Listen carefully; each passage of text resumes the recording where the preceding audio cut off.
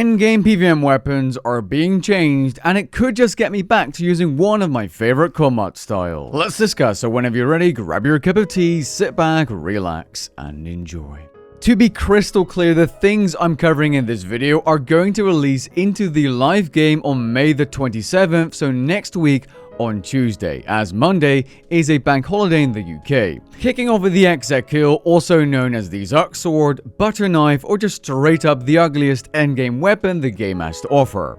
Which, by the way, has nothing to do with the amount of players slapping this weapon into their EOFs. This weapon is going to be changed in its entirety. Special attack, passive, all of it. As such, you're going to find this weapon refunded from your Essence of Finality in its entirety inside your bank, or if your bank is full, you're going to need to collect it from the Wars Clan representative inside the PvM hub. The new special attack is called Igneous Showdown and will cost a base rate of 65% adrenaline. The special attack marks your target, at which point you'll deal 5% additional melee damage and take 5% less damage from that target until they die, or you do. While you can only have one mark, called Flamebound Rival, active at a time, you can actually transfer it to another target by using the special attack on a new target. So you'll be able to use it to target certain things during a boss fight as well. In addition to the spec or special, there's also a passive that empowers 3 melee abilities. The first of which being Pulverize, a defensive ultimate ability which adrenaline cost has been reduced from 100%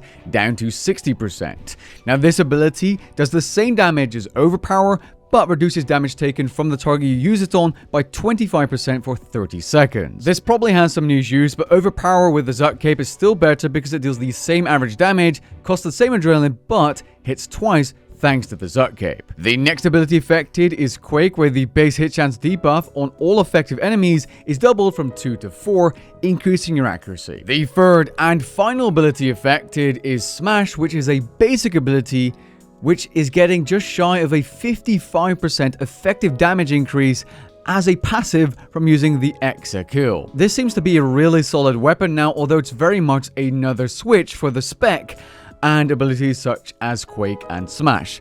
Personally, I do not enjoy juggling 10 things at once, and this seems like another thing to juggle, which is a playstyle I've stopped liking years ago. A playstyle I do still enjoy, though, is Magic with the FSOA, and the FSOA is getting some changes as well. It's not getting a new spec, because it already got that a little while back, but it is getting a new passive called Surging Storm. This passive increases your critical strike damage, not the chance, by 15 to 30%.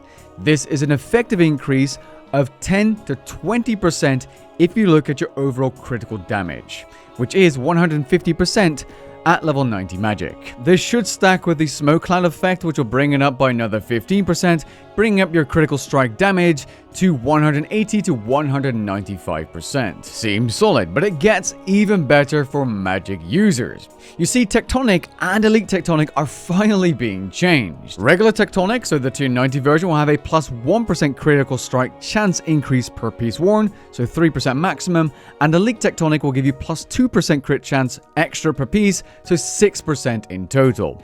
This will have fantastic synergy with the FSOA, and if you're using additional critical strike chance increase items such as the Grimoire, which gives you 12%, things are going to be nice. You're going to be getting that sweet brrr on bosses once more. Last but not least, all 3 Masterwork weapons are going to be changed. So the Masterwork Sword, Bow and Staff. These are not getting some kind of impressive special attack. In fact, the change to those Master weapons are deliberately somewhat minimal.